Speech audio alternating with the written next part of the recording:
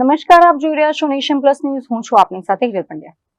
કહેવાય છે ને, ચોર ગમે તેટલું ચાલાક હોય પણ તે કોઈને કોઈ ભૂલ ચોક્કસ કરે છે. વડોદરાના પોશ ગણાતા રેસકોર્સ વિસ્તારમાંથી ચોરીના એક અજીબોગરીબ કિમિયાનો કિસ્સો સામે આવ્યો છે. અહીં એક જાણીતા જ્વેલરી શોરૂમમાં ખરીદીના બહાને આવેલી હાઈ પ્રોફાઇલ દેખાતી મહિલાએ લાખો રૂપિયાના દાગીના ચોરવાનો પ્રયાસ કર્યો હતો.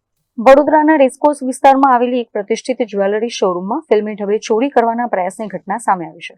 એક ગ્રાહક બનીને આવેલી મહિલા ચોરી કરતા રંગે હાથ પકડાઈ ગઈ. હાઈ પ્રોફાઇલ દેખાતી આ મહિલા શોરૂમમાં પ્રવેશી અને સોના તેમજ ડાયમંડના દાગીના જોવાનું શરૂ કર્યું. દાગીના જોતી વખતે તે પોતાની મીઠી મીઠી વાતોમાં સ્ટાફને વ્યસ્ત રાખવાનો પ્રયાસ કરી રહી હતી. આ દરમિયાન સ્ટાફની નજર ચૂકવીને મહિલાએ એક કિંમતી ગોલ્ડ ડાયમંડની ઇયરિંગ્સ અને ફિંગર રિંગ પોતાના મોઢામાં છુપાવી દીધી.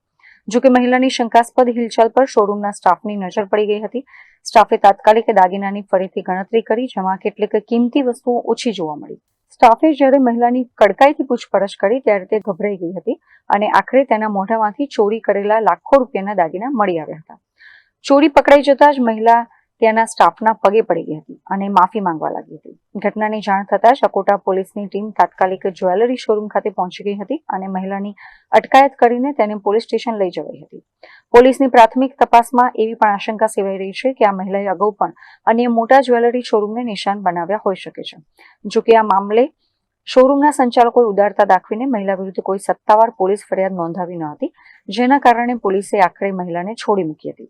પણ સ્ટાફની આ સતર્કતાને કારણે લાખો રૂપિયાની ચોરીનો પ્રયાસ નિષ્ફળ બન્યો હતો. કેમેરામેન નવનીત પરમાર સાથે Chirag Patel, Nation Plus News, Vadodara. સમાચારોના સતત અપડેટ મેળવવા માટે અમારી નેશન પ્લસ ન્યૂઝની યુટ્યુબ ચેનલને સબસ્ક્રાઇબ કરો, બેલ આઇકન દબાવો અને જોડાયેલા રહો ફેસબુક, ઇન્સ્ટાગ્રામ અને ટ્વિટર પર.